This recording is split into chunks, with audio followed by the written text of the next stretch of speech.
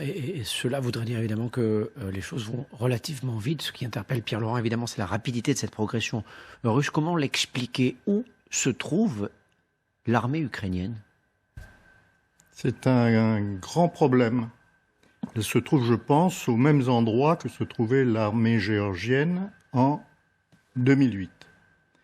Lorsque, en 2008, en Géorgie, le président Saakachvili a décidé de résoudre le problème de l'Ossétie du Sud en envoyant ses troupes, eh bien, ces troupes étaient à la frontière avec l'Ossétie et occupaient l'Ossétie. Ce qui fait que tout le reste du territoire était pratiquement dégagé et qu'en 6 jours, l'armée russe a fait le ménage.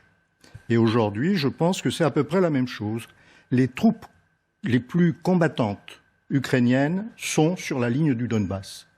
Tout le reste du pays, eh bien, ce sont des unités mal armées, peu motivées, et le fait que l'on appelle à la population civile, à la résistance de la population civile, est un signe qu'il y a une désorganisation totale de l'armée ukrainienne. Le président ukrainien dit ce matin « Nous sommes isolés ». Il a raison quand il dit ça? Je crois qu'il a raison, oui, mais c'est également un peu de sa faute dans la mesure où il a trop cru les Occidentaux qui lui disaient « résiste, résiste, résiste » au cours des derniers mois. Surtout n'applique pas les accords de Minsk, continue.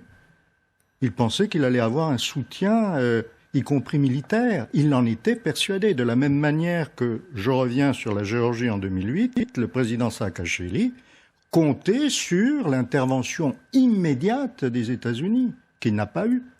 Et là, c'est un peu la même chose, c'est-à-dire que les Occidentaux ont joué un peu avec le feu sans tenir compte de ce que leur disait Poutine depuis un certain temps. Je peux en témoigner, il se trouve qu'en 2008, j'étais en Géorgie et j'ai eu un entretien assez surréaliste avec le président Mikhail Saakachvili au moment où les troupes russes avançaient vers Tbilissi. Et je me suis retrouvé devant un chef d'État en plein désarroi qui avait surinvesti sur l'hypothèse d'un soutien actif de ses alliés et parrains occidentaux, et qui tout d'un coup se trouvait désarmé dans tous les sens du terme, me disant « mais qu'est-ce que vous voulez, il a bien fallu que je lâche, puisque les chars étaient à 30 km de mon palais ».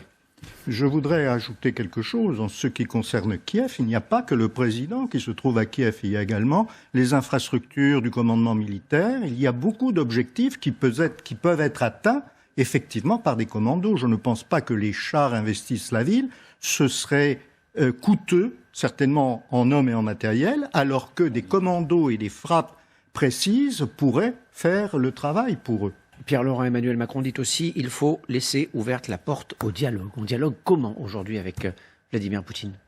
Écoutez, je crois que de tout temps, la diplomatie a été l'art de parler avec l'adversaire ou avec l'ennemi. Actuellement, on a plutôt tendance à considérer que la diplomatie consiste à s'entretenir entre alliés. Donc effectivement, il faut utiliser les voies diplomatiques pour essayer de voir d'abord quels sont les objectifs réels de Vladimir Poutine, jusqu'où il est prêt à aller, est-ce qu'il va se retirer rapidement une fois les objectifs atteints ou pas. Ça, il faut le discuter, il faut le savoir, avoir éventuellement des assurances.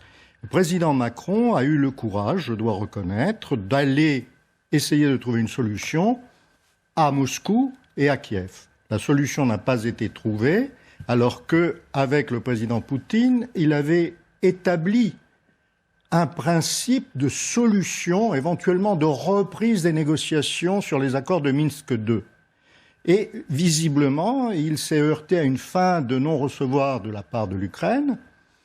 Et donc, pour lui, il est très très difficile de sortir de cette situation en dehors d'une certaine reprise de hauteur et reprise, effectivement, des mots très durs, pour sortir de cette déconvenue d'il y a 15 jours. Maintenant, j'aimerais rappeler une phrase du docteur Freud, « Même les paranoïaques ont des ennemis ».